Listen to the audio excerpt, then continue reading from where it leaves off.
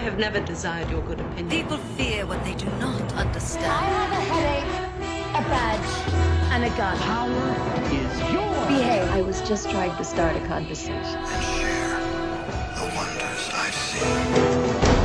Hi, and welcome to The Wonders I've Seen, where there's no such thing as weird or normal, there's just different. I'm your host, Tanagra. Today we'll be discussing Star Trek Discovery, and I'm joined by our guest, J-ecks. What's up, J-ecks? Not much. What's up? A lot. But anyway, moving on. So, what's your liquid nourishment for the day? Well, I got my fancy hazelnut chocolate macchiato here. That's my not so fancy Prosecco. Not Prosecco, Prosecco. You know, I think your coffee is overly fancy, and I think your wine could be a little bit fancier. But, you know, no judgment, no judgment. All right. And I have in my classy orange wine glass some Dulcea Prosecco, which, please pour yourself some. And then a lovely matcha latte. All right. I feel like we're both going to be lubricated enough to talk about this. Definitely. You know, probably might have been able to use something a little bit stronger as we discuss the joy and creativity and originality of Star Trek Discovery. But here we are. All right. Lovely Sunday morning. Let's talk about STD. Oh, boy. They really should have thought about that. But, you know, the other Star Trek acronyms are not like STTOS. It's just like, I just thought about how, like, all the other Star Treks have 3-word subtitles. Yeah, with the exception of Voyager, yeah. Yeah, and we just say Voyager. Right, So we're can we like just say Voyager. Discovery? No, that's stupid. That's like the Discovery Channel. Right, it's it's so generic. Call it the D.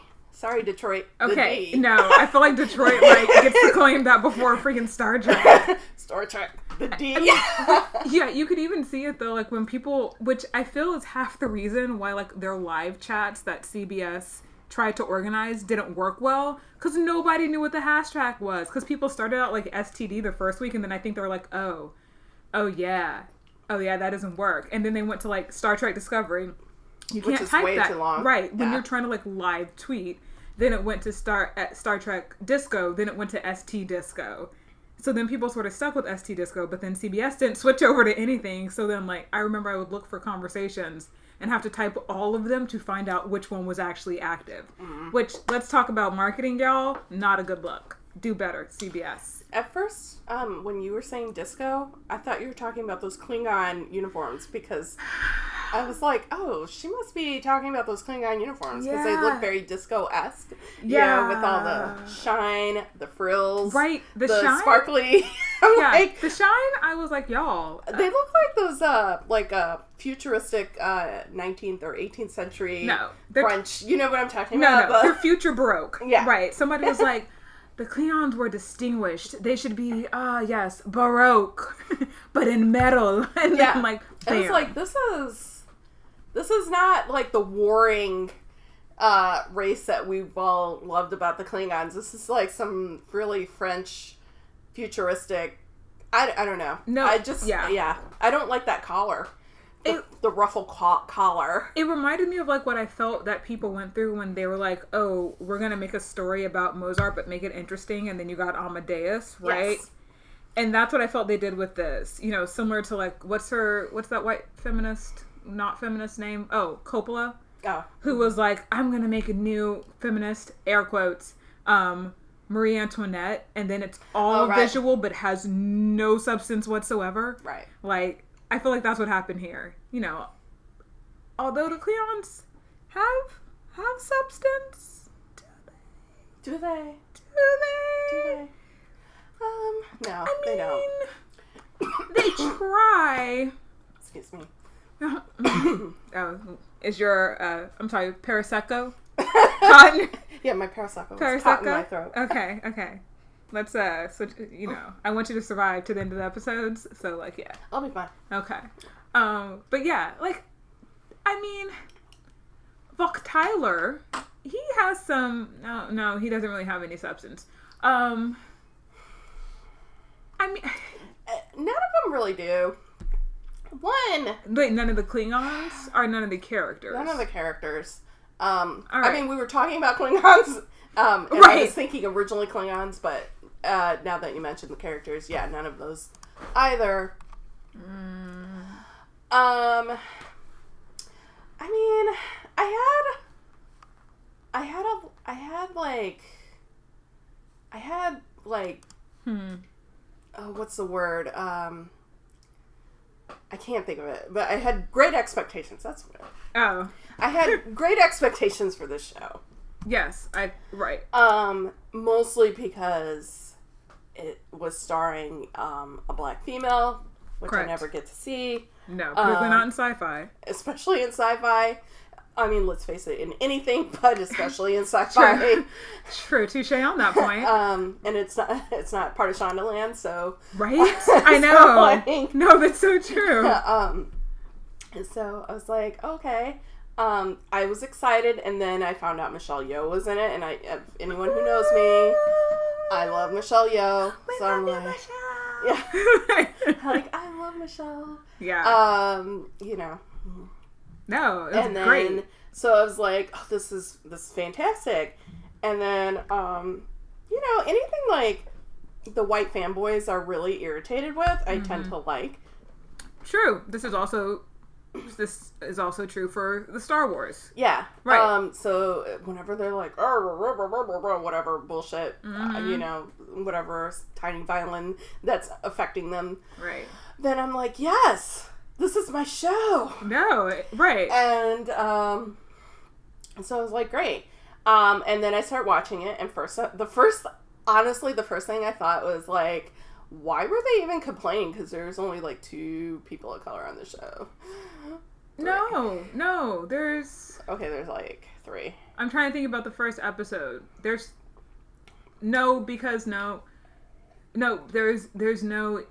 there aren't any Asians east or south until after the war, after the battle.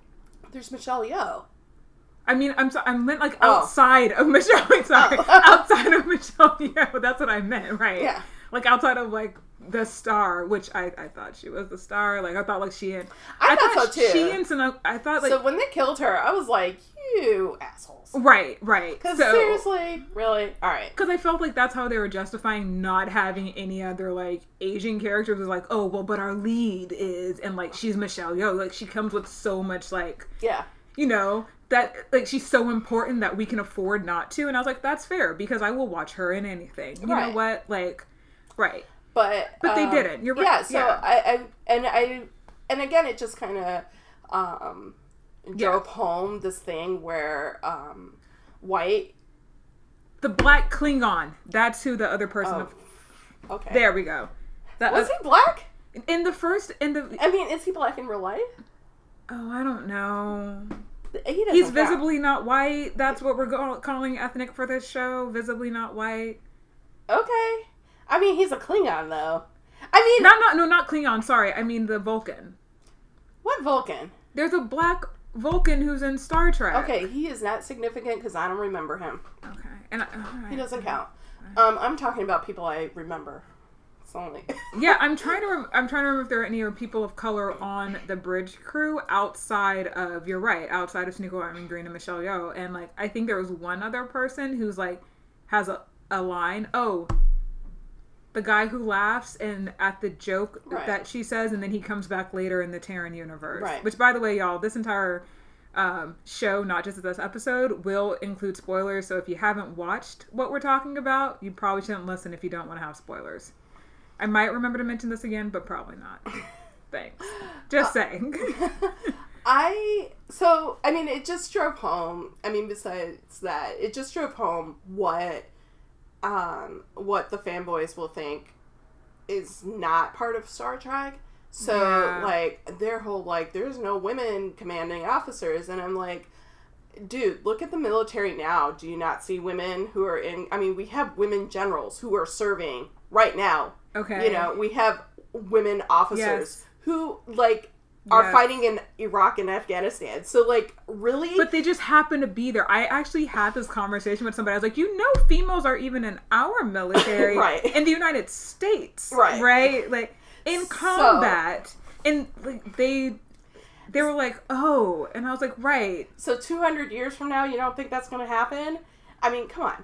So, I mean, but as far as television goes, or as far as movies go, and I mean, we were kind of joking about the Shondaland stuff, but how it's funny to me what gets considered to be a black show or diverse, and it really is just one person, and it's just really like, just because it's not 90% of the people are white, it's only 60% of the people are white, which is this. It's even that low, let's be honest. Yeah, that makes it a diverse show or makes it a black show even. And where this, I'm like, there are 3 people, literally, that are of substance, that have lines, that have words, that you're gonna get upset about. Like, you have all of this stuff. Well, yeah. And even on the show. And, like, even when they kill Michelle Yeoh's character off. Replaced her with the white man? They replaced her with the white man. I was so pissed! So pissed. If you don't know what that sound is, that's the sound of my fist hitting my hand. I was so pissed. I was like, are you serious? You have Michelle Yeoh and you kill her off to replace her with a white man, and then a black female who's blamed from an entire fucking war has no rank and is... he's her superior. Do you not see what's wrong with this? Yeah. And then, like, the only people of color who are the Klingons are the extreme violent people on this. Like, Klingons are... because, like, if we're counting that same black guy, I don't know if he's black in real life. Wait. The Vulcan? No, I'm talking about the Klingons. Okay, wait. But the original Klingon leader, or the one who comes in and kills off the original Klingon leader. He was really dark. Oh, yeah. He was actually black. Like, not like black people. No. He was like the color black. Yeah. Yeah, which I felt they did on purpose. They were like, we're not going to make him a brown because we don't want it to be too racially coded. We're going to make him black. Which, whatever. They tried, but there obviously were not enough people of color in their writer's room or in their design room when they were thinking about how they were going to portray like alien species, because like you see it and you're just like, okay, but then why even do Klingons anyway?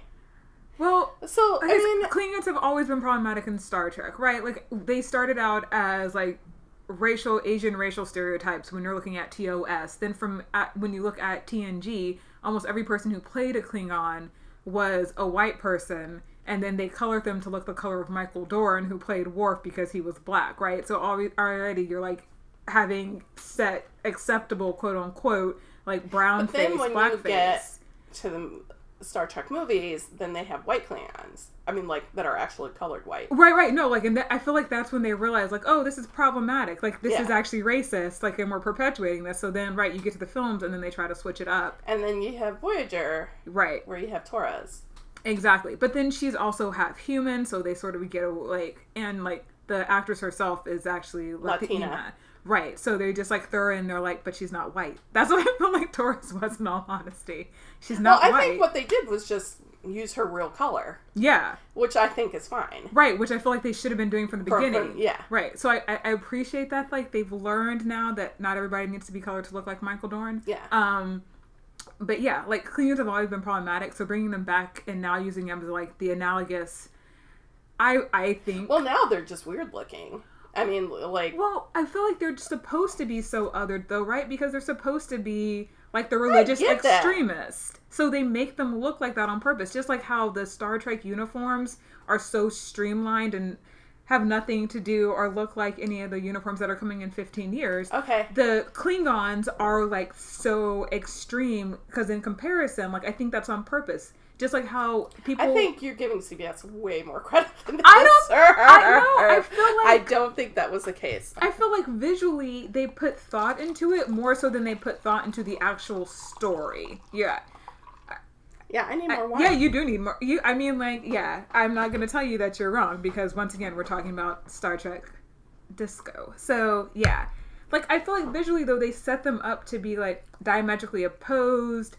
You know, like, this is the streamlined... But Federation, and this is the wild but still older, which is why they went with like that Baroque inspired look Klingon like peoples. But it's only contingent. 13 years sooner than TOS. I never said it made sense in the Star Trek universe. I feel like that's the thought process that they put into it. Whether or not it's good, whether or not it works. I mean, sure. I'm like, issue. Okay, I get what they're trying to do. It doesn't work. So then, therefore, I don't really care what you were trying to do because you didn't succeed at it. I mean, touche. Just like there are diversity, but yet we don't know any of the names of the other people. Right. Well, I barely know the names of the main cast. I'm sitting here going through them, and I do know them. But I don't remember any of the names of the Klingons, which I think is really problematic because you spend so much time othering them, but then trying to make them human, but I still don't know their names, which means you really didn't work on either one of those fronts. So, yeah, it was a lot of, it's problematic. Also, like, it didn't need to be the Klingons, which I completely agree with. Like, even if you're watching TOS, there are other species that they could have had this war with. I don't think they should have went prequel. No. But wait. Are we done talking about the Klingons? Are we done being... We're done talking about Klingons for now. I'm not going to promise they're not going to come back up because they really bother me. Well, I mean, because we still need to talk about the fact that Tyrell's the only female one, and then her entire thing is... Lorel, whatever. You know what? Yeah. Female Klingon because she's the only one. But you know what? Again, if we're talking about this being a prequel, I mean, you know, before Next Generation, I didn't realize there were female Klingons because none of them were female in TOS. No, they weren't. But you have to have... Wait, they sort of just expect you to understand that they procreate the same way, right? Because they're bipedal. They're humanoid. Right. So there's women. They're just not there. Right. Because it's a warring species. Right. Which I love the fact that TNG was like, nah, the women are there and they're fighting too. And I was like, yes. I can't remember the sisters who but are this amazing. Is a prequel, so we can't even base it on TNG. We have to base it on TOS. Okay, you can't base anything in STD on anything else. That's right. STD. Like a disease in the Star Trek universe. Yeah, okay. Yes. Well, if it's supposed to make sense, again... I mean, what my judgment is on is that it doesn't work for where it's placed. Right. I mean, and I feel like those problems start with the depiction of the Klingons, and then they end with this entire season. Yeah. Yeah, that's fair. So, I mean, like, I base it on where it's closely... like where it's supposedly closely related to, which is TOS, like between Enterprise and TOS. Yeah, let's actually talk about that, how this works in relationship to Enterprise and TOS, right? Okay. Because Enterprise being our prequel, and then TOS being what's supposed to follow this. Once again, is it 14 or 16 years later? 13, I think. Is it Okay. Oh, no, it was 15, or something like that. Okay, somewhere between, 13 and 16 years later, we're supposed to get TOS. Right. But we've all watched I've watched a season of Enterprise. You recently finished watching all that. So where does this fit? Because I'm pretty sure the Klingons come up in Enterprise, correct? They do well, it starts off with Klingons. Right. And then it the last season there's Klingons. Okay, So, but, I mean, there are Klingons in it. But they're not like the main, because the Andorians are like the main species. Yeah, I do remember that from what I watched. But that's like all I remember. Yeah. So, and from what I remember, I think, Enterprise is set 100 years before TOS. 150 years before TOS. Yeah, they give it a lot of space. Yeah, so, I mean, basically, the thing that I liked about Enterprise, because obviously Enterprise was made in 2000, or I think it ended in 2000, or it was around there. Yeah, so it's the last, before this one, the last Star Trek. I mean, we're not counting the movies, but like the last, I was about to say, kind of the last Star Trek. Right. Television franchise. Yeah. We'll speak in those terms, yeah. And, but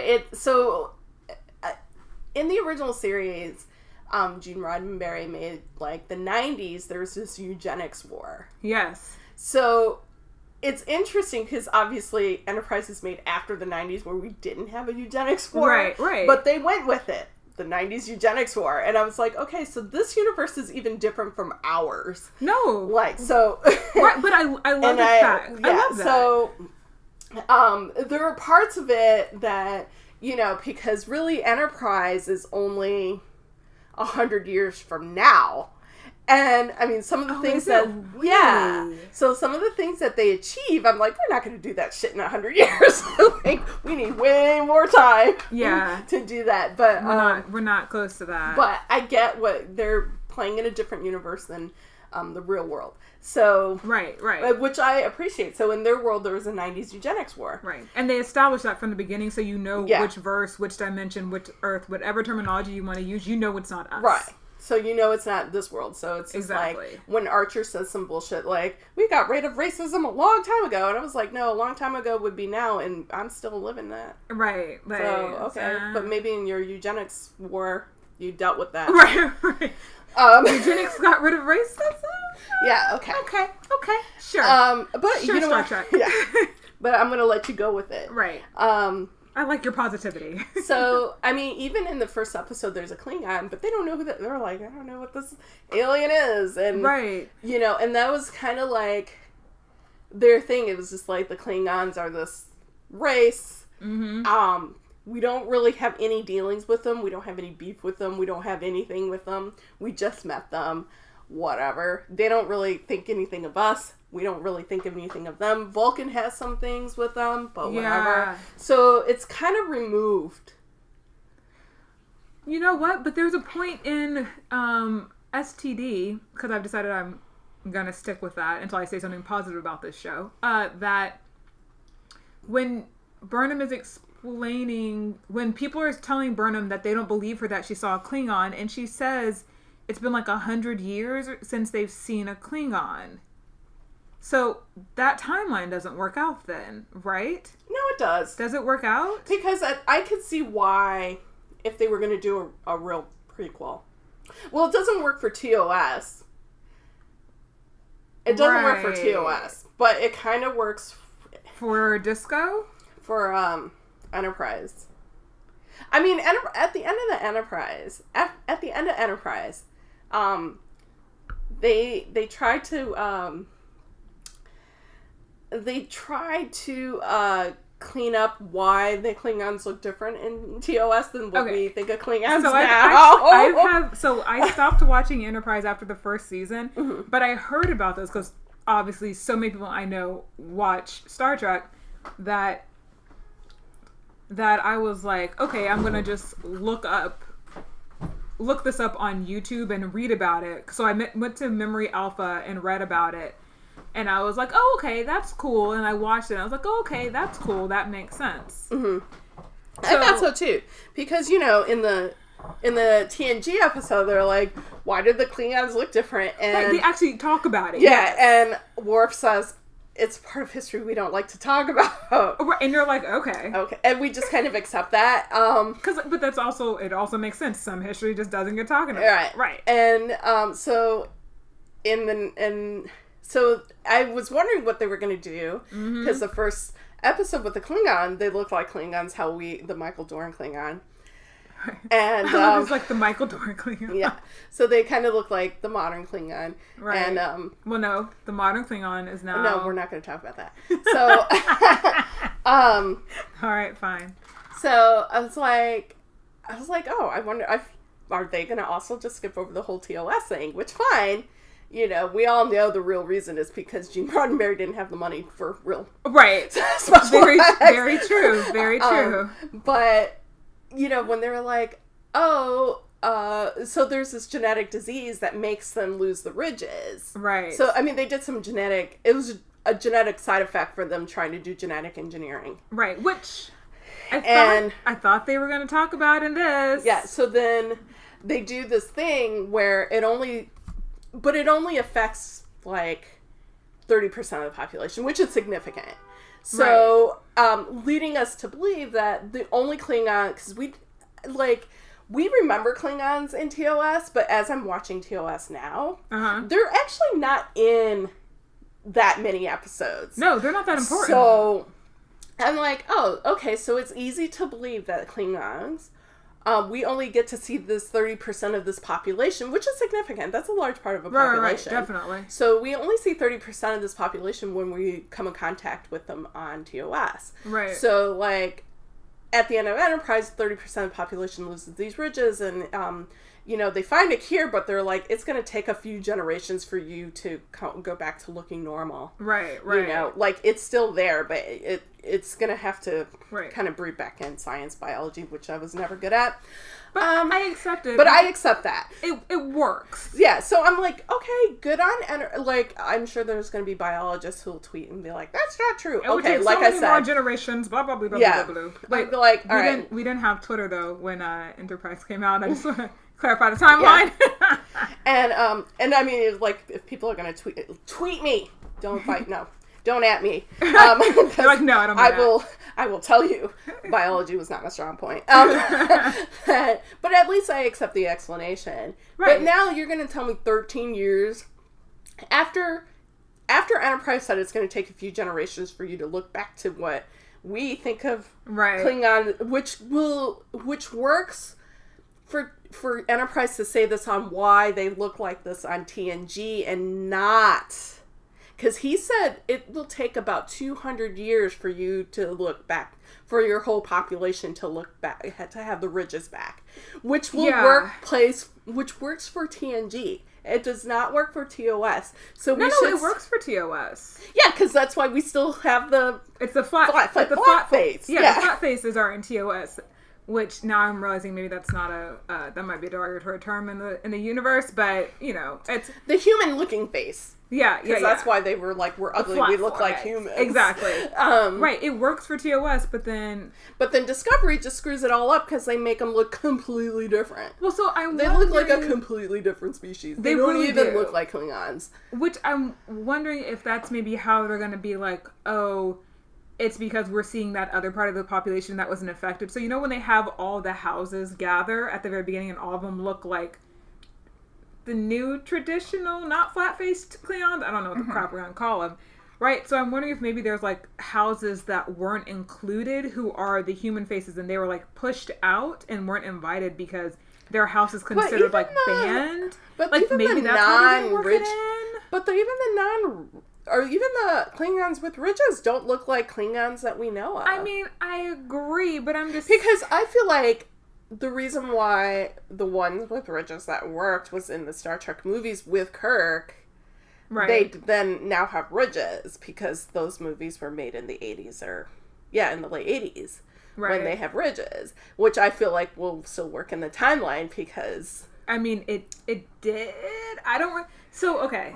So Discovery is just kind of screwing it all up, is what I'm saying. Right, yeah. Discovery sort of screws up all that hard work that Enterprise put into fixing it and, like, placing themselves in another timeline. Because even if you accept that, in all of the Star Treks, right, starting with Enterprise, are in a different timeline, are on a different Earth, or once again, different dimension, whatever you want to use, Discovery comes along and even screws that up. And then they never put themselves in their own timeline or dimension. Yeah. So you're like... What are you doing? Where are you going? And then they end it with the whole, like, meeting Pike. And I'm just like, I don't know what you're trying to do with even this. Like, J.J. Abrams, like, blow up the universe, we'll start our own. Because, which I get, like... Yeah, I was totally fine with that. Yeah, because he was like, all right, this is not the universe that you know. I'm remaking this. Right. This is mine. Which he made it his, which was bad. But it was his, and it was in its own thing, which I think it's interesting, though, that, like, they're doing this because, like, the official word out, right, was that they weren't going to make a new Star Trek series until all the Abrams films had finished, so then they could decide where they wanted to put it and in which universe. And I got that. But then are the Abrams ones finished? It was only, as far as the trilogy, yeah, whether or not there's more, like, they were only planned to be a trilogy. They weren't planned to be more than that. I mean, they might... I mean, you know how it is today now, right? If something's going to make money, they'll make it. Well, I guess the third one didn't make a lot, even though the third one was better than the second one. Oh my gosh, the third one was actually enjoyable. Yeah, the second one was a waste of money, but I get it. People need jobs. But yeah, I think the third one... Yeah. I mean, by today's Marvel Universe standards, did not make enough for what it is. Right. And for the amount of money it costs to make, like, production costs, travel, right. So I get that. But yeah, that's actually why they waited to make a new series. So then for them to come back and do this just doesn't make any sense. To create a series that doesn't fit anywhere between Enterprise or between TOS, and therefore subsequently with none of the other Star Trek series, it's just like, what are you doing? Which is why I'm waiting for the beginning of season 2, and then they'll fix it. Or, like you were saying that, right, like Abrams exploded his universe, so maybe that's the same thing they're going to do here, right? Like they're going to try and travel somewhere, and then like they're in a different timeline. Like the Mycelium Network didn't get them back to their universe, so they're going to like take out their tricorders, which are... I'm flipping out a tricorder, but I actually don't think they flipped them out in Disco, because of course they don't. Why would you stick with canon? And they're going to be like, we're at a different vibration, and then we'll see that they're somewhere else. You know, here's the thing. Like, I think that makes sense. They'll fix it, is what I'm trying to say. Yeah, I hope they fix it. I mean,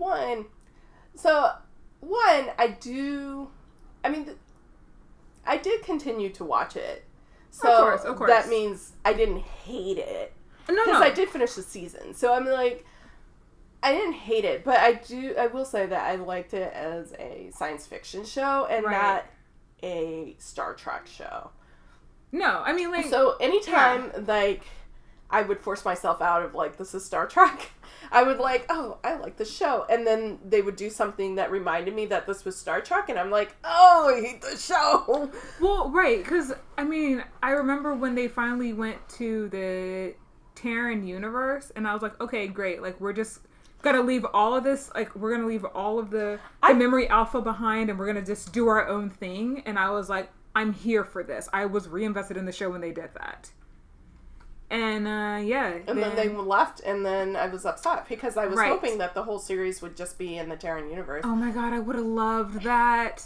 I would have cheered that on. I would have supported it. I'd have been like, y'all can do whatever you want. As much as I didn't like that they,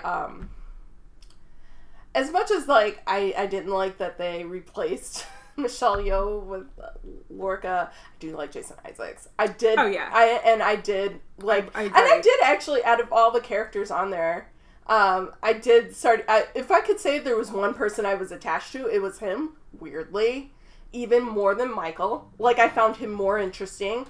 I found out, like, I was just like, what is this dude up to? There was something about him that I was just like, what is this dude up to? And then when they get rid of him, I'm like, this is bullshit. Yeah, let's actually talk about that. This whole character, like, did they, like, the character creation in whole, but then, right, like, let's, like, just talking about who you were actually emotionally invested in and being invested even in any of the characters, if at all. Right. I think the only reason why I was... Lorca was great. Yeah. The only reason why I was invested in Michael was because she's black. And I wanted the show to work. And yes. I was like... And I don't know if that was part of the reason why I continued to watch it, was because I feel like we get so little, and especially in science fiction, there's very few. There are none. No, there's Killjoys, Dutch on Killjoys. She is racially ambiguous. I know she's black in real life, or she's half black in real life, but, like, on the show, she's racially ambiguous. So it's still, like... Yeah, and very quite... Yeah, we're going to have another episode about Killjoys, but I'll just say they worked mad hard to make her racially ambiguous, because every time they did flashbacks, they had a white child playing her as a child, and I was like, y'all, I'm going to need you to fix this. Until, like, what, the last maybe 3 episodes, they're like, oh, we should hire a child who looks at least, like, part black, are still racially ambiguous, but not white. Yeah, but so, that'll be its own episode. But, I mean, I always get excited when, I mean, and I will say, again, because Killjoys is also a Canadian show, and I think they do better. They do. And British shows will tend to do better, although Britain, can we talk about your production value? Anyway. What's another episode in which we'll discuss the British production values for their sci-fi. So many sci-fi shows, but where's your money? I will watch the hell out of Doctor Who, but I'm like, this is still 1950. Okay. But like, we're gonna cheat that. But as far as, like, you know, most sci-fi goes, No, it's true. I mean, movies or otherwise, you find very few. Oh, please. Films? I mean, we got Angela Bassett in the End of Days one. The one that she played with Ray Fiennes. I can't remember the movie right now, but... Oh, yeah, okay. Yeah. But yeah, I mean, for the most part, I mean, we have Michonne and Walking Dead. I stopped watching Walking Dead a while ago, but... I think there's also a difference in how, like, you see black people and black females treated in horror versus in science fiction, right? Because a lot of times in science fiction, the character, how important they are is based on their intelligence versus in horror, it's based on, like, their street sense or common sense and how, like, violent they can be. Yeah. Very different measuring sticks, and how they're laid onto black characters are also very different, right? So I mean, there's, like, that for that reason, because even in the Star Trek, I mean, we have Uhura, but now... Uhura all day. Yeah. But now that I rewatched some of the TOS, I'm like, okay. Right, but she's also the only female outside of either the Yeoman, who's... God damn it. Wine alert! Wine spill? Are we okay? Yeah. Okay, alright. I mean, I'm gonna smell like a wino. This is gonna get edited out. No, you're gonna smell like sweet wine, because it's dulcea. And yeah, it will I thought You thought you were finished. It's all... Yeah, I thought I finished. Yeah. And it's only on me. It's not on your stuff. Oh, I'm not worried about that. There's a benefit to having wood floors and leather chairs, right? Like, all 409, I'm not... No, that's cool. Alright. But Uhura is the only female outside of Yeoman who basically goes from being... So when you watch the first episode... Yeoman is a rank. Huh? Yeoman is a rank. Well, right, but so when you... No, I agree. So, but when you watch the first episode... No, I mean, Yeoman is actually a naval rank. But, but I mean, like, her job responsibilities and what she does. No, I mean, there are many Yeomans in Star Trek TOS. Like, they weren't just one girl. But it's predominantly Blondie who falls in love with Spock. Yeah, they're all... I mean, that's problematic for TOS. Right. And that's exactly my point. That, like, you have, like, Lieutenant Uhura, who is the only female in command, and then you have Yeoman. Yeah. And then you have the women that Kirk sleeps with. Like, that's it. But, I mean, so... Going back to, like, in the Star Trek universe, there aren't besides Uhura, there aren't very many women of color in general. Yeah, there aren't very many women, much less women of color. Right. Like, you get the most, and this is what we talked about before, or rather we mentioned it before, that Deep Space Nine is the most progressive as far as, like, what we had before we got Star Trek Disco. And not in terms of women of color. Well, not in women of color. What women of color was in DS9? Oh, yeah, they were different species. I retract my statement. There were people of color, but they were not women of color. Yeah. I was That's very true. Like, that's so very as far as, true. I mean, like, DS9 has Torres. I'll stand up for the Latinas. Carried over. And then Sisko's love interest and Sisko's wife are both black women. But they're not actually serving in the military. No. Right. Or they're not even, like... They're not in any military, because obviously, like, right, we talk about, there's the war in DS9. Yeah, that's very true. But, yeah. Yeah, so, I mean, I was like, yeah, this is great. And I wanted this to work out. That's why I watched it. There's also no, I mean, we have Yoshi. Is that her name? Yes. Oh, like Mario Brothers Yoshi? Come on. Yes. Anyway. I remember being I'm sorry if that's like... Because I feel like, okay... If you're going to have one East Asian character do better, yeah. Yeah, well, also because I feel like I've met a lot of Japanese people and I've never met one that was named Yoshi. I've actually met more Western people not of Japanese descent with that name than actual Japanese people. This is very true. Because I always remember thinking, like, Japanese people have, out of, like, most Asians, of East Asians, have very long names. Yeah. So, anyway. And Yoshi in real life is Korean. I mean, come on. You can let her be Korean? Maybe she's supposed to be, like, Korean Japanese? Well, okay. But she's never... Okay, that's fine. But she couldn't be a Kim? Oh, it's... Okay. Pak? It's Hoshi. Oh, shit. Sato.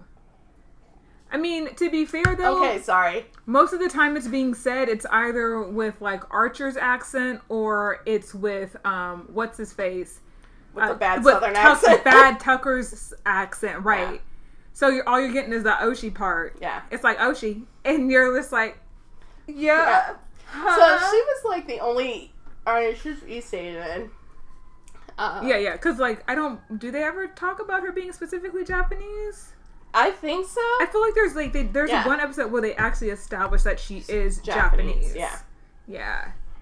I just know, like, because, I know all my peoples. Of course. So, you gotta, when I see a Korean, I'm like, come on. Represent. And then you're gonna make her Japanese? Come on. But it's what? Asian representation. This is how I feel. Look, this is how I feel about Torres, because I'm like, so she's blackish Latina, but she's Latina, so I'm gonna take it. Take it.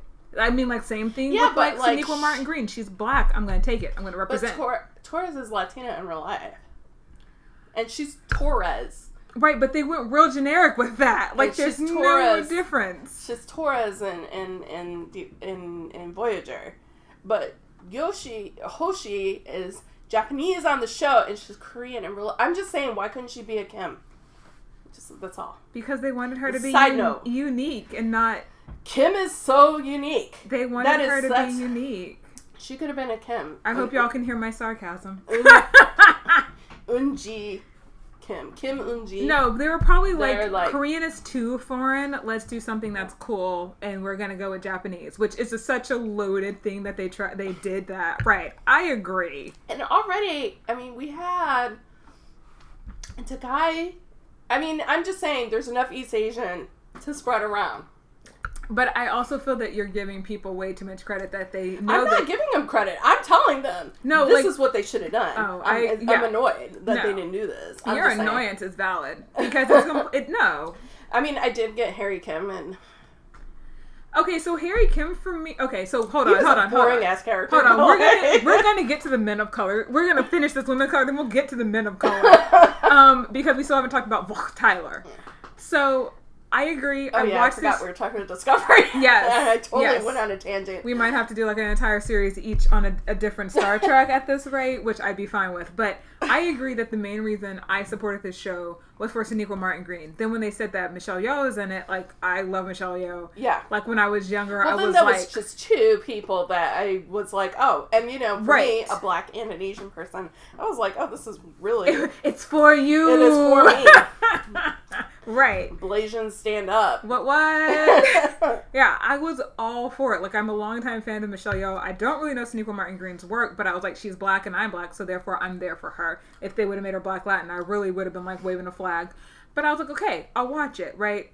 And I feel like I agree that that's half the reason that I continued to watch the show was because I wanted to get better. Then the first episode was well written, everything after that was bad, and then we got the Terran episode, and then we went to the Terran universe, and it was better. Yeah. Like, I don't know who y'all hired, but well done. That writing, the dialogue, all of it was so much better. Right. And then I felt the same way, though, also when it came to her romance with Tyler, that I didn't believe that romance. I thought it was BS. In all honesty, I believed we were talking about Jason Isaacs' character being, like, the best character. Yeah. I actually believed his, like, obsession with her. Yeah. More so than I believed Tyler being Agreed. fully in love with her. Because I was like, when did somebody who's having trouble processing human emotions and learning how to make friends all of a sudden fall madly in love with this guy, and then you trust him when you, like, as far as you know, he was a POW who is now the head of your security, which should have made you, like, doubt Lorca anyway, but instead you're like, I'm gonna fall in love with him. And I'm like, based on what?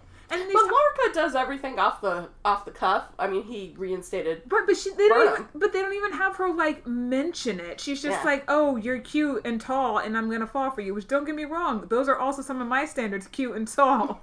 But that doesn't mean it makes sense in character development when, like, she's supposed to be grieving the loss of her, in some ways, like, pseudo mother, right, in Michelle Yeoh's character, right, and her captain, and at the same time feeling the guilt of being, like, the person who started the war at the Battle of the Binary Stars. Like, she's supposed to be dealing with all this, but she falls in love with him, and I'm like, but I don't believe it. But I cheered for it because I'm tired of interracial couples being a white person and a person of color. This also is a problem in romance novels, like interracial, and I'm like, that's a white person. like, I want two minorities. Like, so... Oh, really? Because that's my life. That's my life. J-ecks, I feel you need to realize that you are an outlier. There has never been a case before you where two minorities propagated and created a person. You are the start of a new trend. That's what it feels like. Yeah. That's what it feels like. But no, I feel like, I hear what you're saying, because I feel like this is the reason why I have some of the problems I have with people in life. I don't have any identity issues, but I do feel like a lot of the things of like, oh, how did that happen? You're Black and Korean? How did that happen? It always goes to, because even on television, you don't really see interracial couples that are not like one half of a white person. Right. Like, oh no, being Black Latin, and people are like, oh, so... Which is funny, because I feel like that's the most common. Right. I feel it is too. Also, like, it's really easy to explain. So how do you... Like, I feel, to be fair, I feel that they're all really easy to explain, but the fact that, like, right, you see Black Latins, but you don't actually see them on television, which is why I was all, like, pro Torres, because people were like, is she Black or Latin? I was like, maybe she's both. Ooh. Or, like, because, we can get into the whole Latina and race and ethnicity versus so our third episode to be planned will be on colorism in sci-fi television. That could get into another whole deep Oh, thing. it is. And, racism in the Latin community. Anyway, we'll have that conversation. But today, yeah, STD. But yeah. That concludes the first part of our ST Disco conversation with J-ecks. Don't forget to check out part 2, where we continue the discussion about STD, the infection of the Star Trek universe. There'll be Tilly, Tyler, and Bird Gaze. You can find us on iTunes, SoundCloud, and YouTube. Thanks for joining. Make choices and don't follow it up.